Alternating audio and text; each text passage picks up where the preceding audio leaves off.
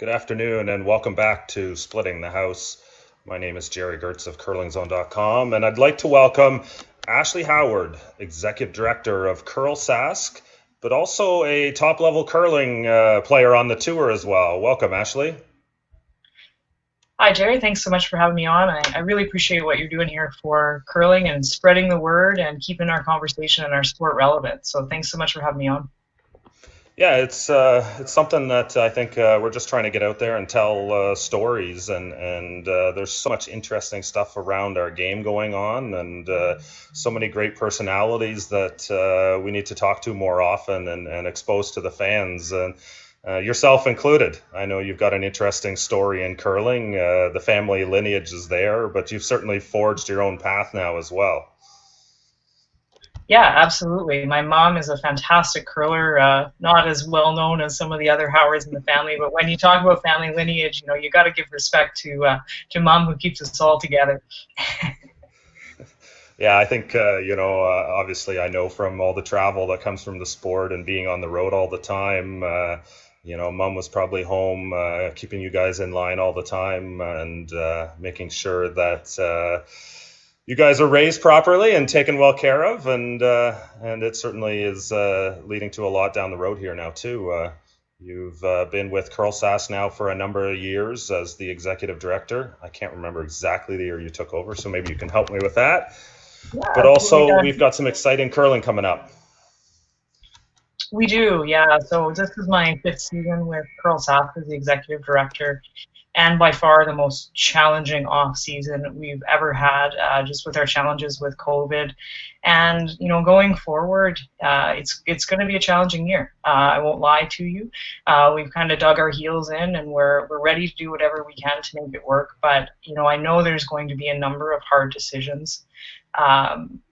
Protocols and different conversations that you have to have with all the stakeholders in curling, and it's going to be a tough year, but I can guarantee you that we're doing everything we can to make sure that as many rocks are thrown this season as possible, and competitions and curling clubs are just back to normal, and we all get to play the sport that we love.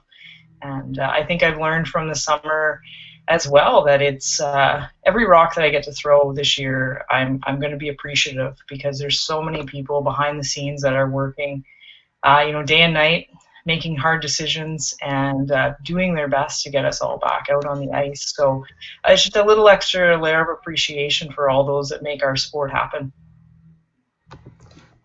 Yeah, there's certainly a lot of that work going on. I know with your role with Curlsask, there's a lot of work trying to figure out, what the health bodies are requiring of the sport. How do we get on the ice? How do we get the spacing? How do we, fit all this in? And of course, planning out how we play some competitive curling as well. And that's what's going on this weekend at the Sutherland in Saskatchewan. That's correct. Yeah, I actually just packed my curling bag, ready to go. It's the best feeling. The doorbell rang, and our jackets are in from run back, and it's the start of the season. And as a curler, I'm so excited to get back out and play. But there's been a lot of work going into, I guess, first off, getting our clubs open and giving guidelines.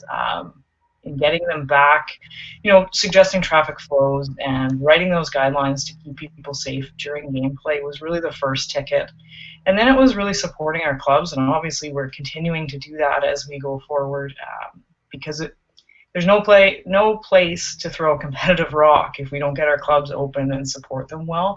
So we started there, but now our attention is starting to focus in on some competition type play, and working with draws, modifying them into small pools to make sure that, if something goes wrong, we have a very small number of people that are exposed, and respecting our public gathering limits and public health orders as well. So it's been interesting, and I just can't wait to get out and throw that first one. Hopefully it's not against 5 or 6. You never know in these first few games of the season, but just thankful that we get to play this year. Yeah, so you guys are working on trying to set up some of these spiels. I know the Sask Women's Tour and the Sask Men's Tour have announced their schedules. You can find the event listing on Curling Zone as well under the events section. You're using these events to qualify teams for a provincial championship as well. Is that correct?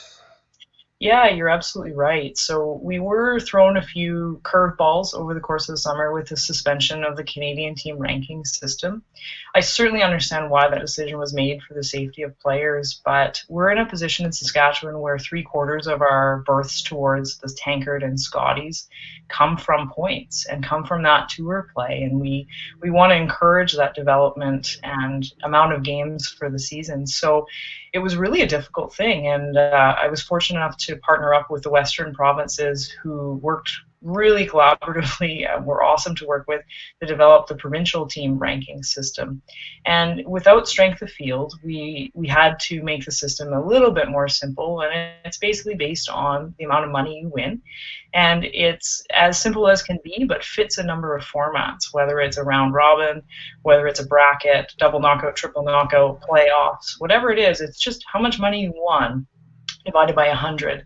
And that will give us the ability to track participation and track points going forward. So that's the system we're planning to use. It is a band-aid in some sense. It's not perfect, but gives us the ability for our teams maybe to play in an Alberta or BC, assuming that meets the provincial health guidelines, and lead towards provincials.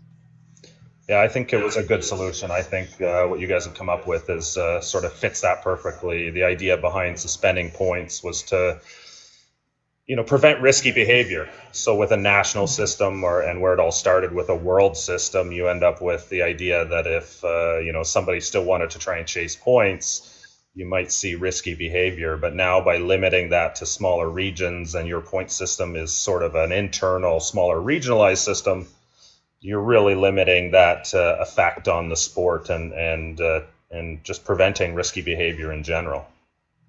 Yeah, absolutely. And I have to give a lot of credit to our Saskatchewan tours here at home. They've actually added the number of competitions that we'll have this year. So in a typical year, it's 3 to 4. On the women's side, this year it's actually 7.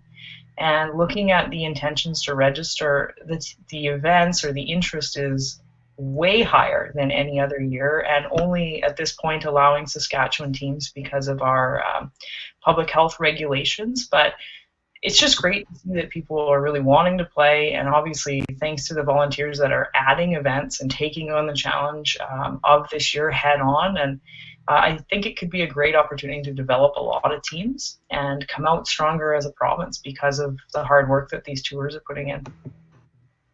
Yeah, when you look at this, it's really about getting games in, getting game action, playing good competition, and with a lot of the bigger events disappearing, I think this is sort of the structure of event has the best chance to succeed at this in this sort of world right now.